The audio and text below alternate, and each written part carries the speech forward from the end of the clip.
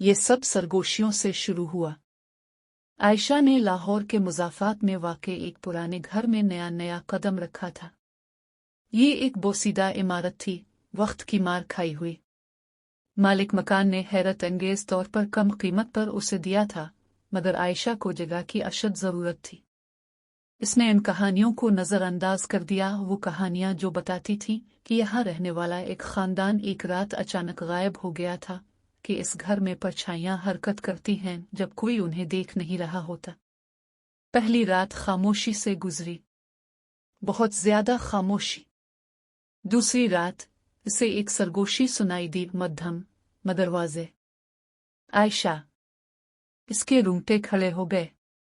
इसने फौरन बत्ती जला दी। कुछ नहीं था, बस पुराना लकड़ी का फर्नीचर और एक दरारों से भरा आईना।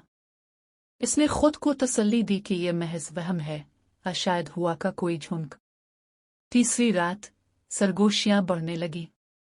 अब ये दीवारों, छत, यहां तक कि बिस्तर के नीचे से भी आने लगे।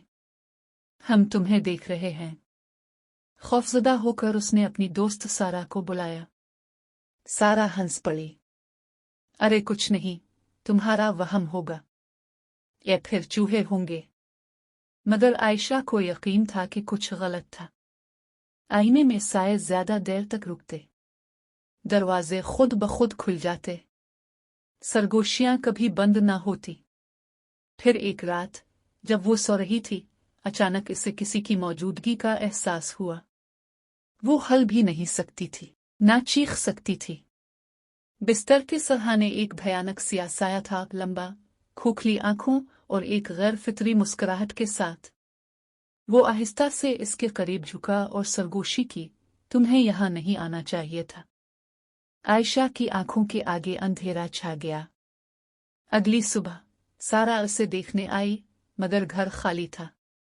आयशा जा चुकी थी। सिर्फ उसका मोबाइल बिस्तर पर पड़ा था, जिस पर एक रिकॉर्डिंग चल रही थी। सारा ने कांपते हाथों से रिकॉर्डिंग प्ले की। आयशा के गायब होने से पहले की आखिरी आवाज किसी इंसानी लहजे से बहुत मुख्तलिफ थी। अब तुम हमारी हो।